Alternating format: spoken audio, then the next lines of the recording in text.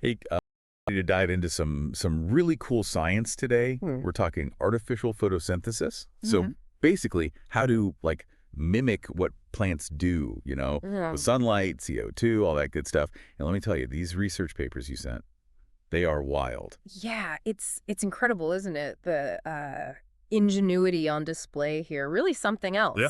Scientists taking inspiration from nature, but then pushing the boundaries even further. It's really something. Yeah, exactly. Take this first one. A photoelectrochemical-thermoelectric device for semi-artificial CO2 fixation. Right. Sounds kind of complicated. But imagine like a solar panel, right? But it's also like a master at recycling. That's kind of what we're talking about here. Yeah, the key here is waste heat. Normally, it's just lost energy, right? Right. But they've actually found a way to capture that heat and use it to power the whole process of converting the CO2. So not just sunlight, but squeezing every last drop of energy out. Exactly. That's pretty clever, actually. And what do they get out of this whole setup? So they're producing formate. Okay. And formate is it's incredibly versatile. So you can use it directly as fuel, or you can actually transform it into other valuable chemicals. Okay, so we're talking like clean energy production, but on a whole new level here. Absolutely. And, efficiency is always a big deal with this stuff. And this next paper, it tackles that head on. It's all about these tiny, and I mean tiny gold nanoparticles. Yeah. But they're shaped like sponges. That's right. Seriously. Yeah, and it's that sponge-like structure that makes them so remarkable. You think about it, all those tiny holes and crevices, it means way more surface area. Okay. For reactions to happen. So like a regular gold bar is cool and all. Sure. But turn it into a microscopic sponge and suddenly it's a CO2 converting machine. Exactly. And they've actually seen a significant increase in methane production. We're talking about potentially producing, X times more methane compared to traditional methods. Yeah. It's a big deal in terms of efficiency. Yeah, that's what I call turning trash into treasure. Right. On a molecular level. But speaking of nature, this one paper really caught my eye because it's all about, biomimicry. They're looking at how to basically recreate the magic of photosynthesis, but in the lab. Right. And they're doing some really interesting work with layered materials. Like vaterite. It's basically what seashells are made of. No way. Seashells are the key to artificial photosynthesis. Wow. This is why I love these deep dives. Right. Always something unexpected. Well, so these layered structures are really crucial because they mimic the way plants naturally capture and utilize sunlight. So think of it like building tiny factories, right? Okay.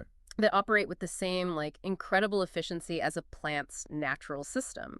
And it sounds like these factories are already showing some serious promise. Oh, absolutely. They found that these bio-inspired platforms are incredibly good at regenerating NADH. Okay. Which is basically the energy currency of life itself. Wow. That's so they're not just mimicking photosynthesis, they're potentially creating a synthetic version of what actually powers it in nature. You got it. And that kind of breakthrough could have huge implications, not just for energy, but potentially medicine, biotechnology, you name it. See, this is what I'm talking about. We started with capturing waste heat, then we got gold sponges, and now seashells are giving us clean energy. It's mind-blowing. And it just goes to show you the incredible diversity of approaches in this field. Right. But there's one more paper I think you'll find particularly fascinating, and this one involves a plant. Okay. With superpowers. Okay, you've got my attention. Hit me with it. What is this super plant all about? So we're talking about Euphorbia tyricale. It's a plant that's, already known for being good for biofuel. Right. But these researchers, they're talking about taking it to a whole other level. Okay, I'm officially intrigued. What kind of upgrades are we talking about here? Does it shoot lasers now? Not quite lasers, but they're looking at ways to, genetically enhance it. Okay. For even greater efficiency, resilience, all that good stuff. Imagine a bioenergy crop, right? Yeah.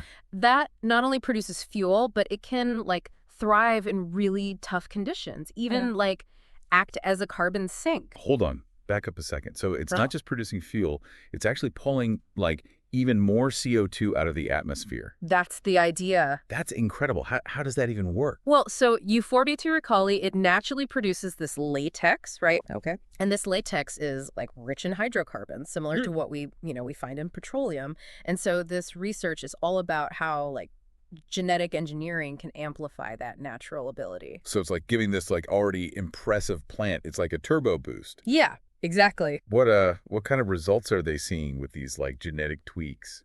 So one area of focus is boosting the plant's biomass yield. Okay. Right? So think about it. More plant material means more fuel.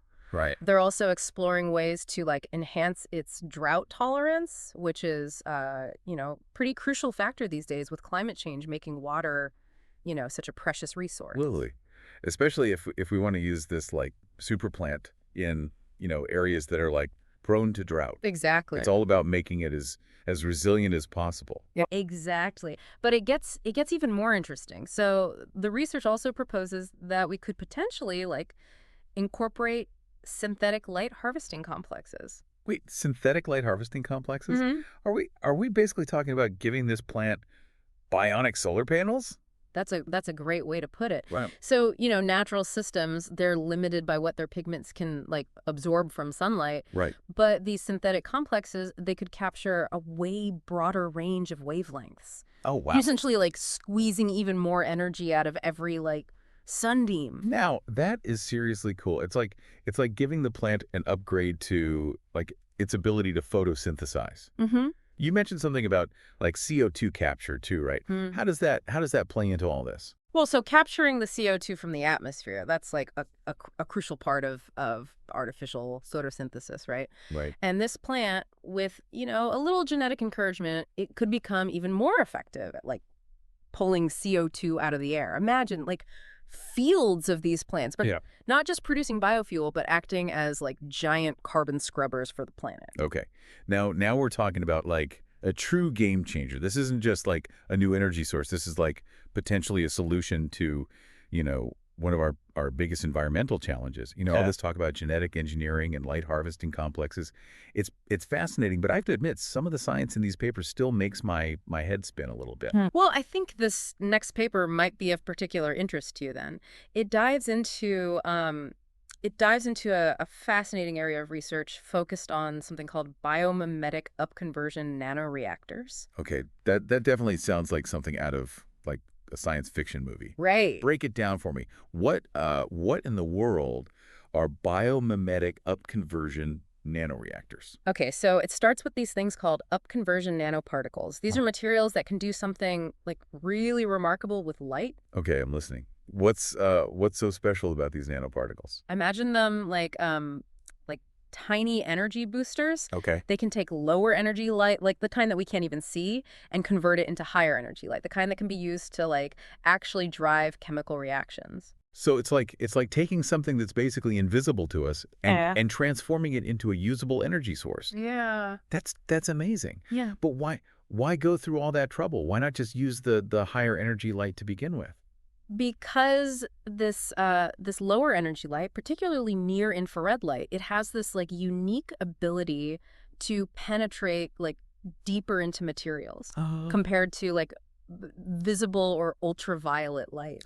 So it's about accessing things that are normally hidden from view. Precisely. Think about it. These nanoreactors, they could be incredibly useful in situations where conventional light just can't reach, like deep inside the body for medical applications. Wow, I never would have thought about it like that. So these tiny particles, they're essentially acting like the microscopic spotlights, shining light into places we've never been able to reach before. That's a great way to think about it. Wow. And the implications are huge. For example, imagine using these nanoreactors to like deliver drugs or therapies. Oh, wow. To specific locations within the body, and you're using like near infrared light as the trigger. Okay, now we're really going beyond just, energy production. We're talking about like revolutionizing medicine. Right. Potentially even how we like treat diseases. Exactly. And it all kind of stems from this fundamental research into like light and how we can manipulate it at like a nanoscale level. It's incredible. It is incredible. It's mind-blowing to think about how something like seemingly simple as converting one type of light into another could have such like far-reaching consequences. But for all the like amazing potential we discussed, we'd be remiss if we didn't address the challenges involved in bringing artificial photosynthesis to like the mainstream. Oh, absolutely. For all the excitement and the potential, there are definitely hurdles we need to overcome. Well, let's dive into that then. What are some of the biggest challenges facing scientists in this field? What's holding artificial photosynthesis back from becoming like the next big thing? Yeah, I imagine like mimicking nature's brilliance is well, it's no walk in the park. It's not easy, is it? Where do we even begin with the challenges? Yeah. You're right. I mean, nature makes it look easy. Right. But replicating those processes, but like on a large scale, Right. that's where things get a little tricky. So what are we up against? What's holding artificial photosynthesis back from becoming like the next big thing? Well, efficiency is a major hurdle for sure. I mean, we've seen some promising results, in the lab. Right. But to like really make an impact, we need to scale those up massively. Right. And that requires a huge leap in how efficient these systems are. It's all about making the numbers work. Exactly. Even small improvements in efficiency could make a huge difference when you're talking about, powering cities, maybe even like entire countries. Absolutely. And then there's also the issue of stability. Right. A lot of the materials involved, especially the catalysts, Yeah. they tend to degrade over time, which, obviously affects performance and lifespan. Yeah, it's one thing to get these systems like working in a controlled lab environment. Right. But out in the real world, Mm-hmm. they got to be tough. Yeah. They need to be tough enough to handle the long haul. Kind of like how like nature's pretty good at keeping plants running smoothly. Right. Year after year. Exactly. And of course, we can't talk about bringing, anything new into the world without talking about cost. Right. Some of the materials involved in these like cutting edge systems, well, they're not exactly cheap. Right, because sustainability isn't just about what's, good for the planet. Right. It's about what's practical and affordable. Right. For everyone. It's a balance, isn't it? Absolutely. Yeah. It is definitely a balance. But even with those challenges, I think the potential benefits here, they're massive. Yeah. We're talking about the possibility of like a truly sustainable energy future. Right. One that's, powered by sunlight and fueled by, get this, the CO2 that's currently causing all these problems. Right. Almost poetic, isn't it? It's like turning the problem into the solution. Exactly. And not just for energy, right? And Right. we talked about medicine earlier, but where else could this technology lead us? Oh, the possibilities really are like mind-boggling. Right. Think about chemical production, for example. Okay. Right now, so many chemicals, they rely on, fossil fuels. But with artificial photosynthesis, Yeah. we could potentially use sunlight and CO2 as the starting point Wow. for a whole range of chemicals and materials. So instead of like digging up fossil fuels to make things, Yeah. we could essentially grow them using like sunlight. That's the idea. That's a total game changer. It is. And Yeah. and it's not just limited to chemicals either, right? Imagine like the implications for food production. Right. Enhancing agriculture, boosting crop yields, all while like reducing the environmental impact. We're talking about transforming how we like feed the planet. This has been an incredible journey, to say the least, from capturing waste heat with like, clever solar panels to engineering super plants and harnessing the power of like invisible light. It's clear that that artificial photosynthesis isn't just some like far off dream. And to think these research papers, they're just a glimpse Right. into what's happening right now. The pace of discovery and innovation in this field is really mind-blowing. So as we kind of wrap up this deep dive, what's the one thing you want our listener to walk away with? What's the big takeaway here. That despite the challenges, the future of artificial photosynthesis is incredibly bright. Mm-hmm. The research is promising. The minds working on this are brilliant. Yeah. And the potential benefits for humanity, they're enormous. It's definitely something worth paying attention to, that's for sure. Well said. Big thank you to you and to our listener for sending in these fascinating research basers. It's been a truly eye-opening exploration into this world of artificial photosynthesis. And who knows, maybe someday soon we'll all be enjoying the fruits of this groundbreaking field, right? I hope so. Yeah, me too.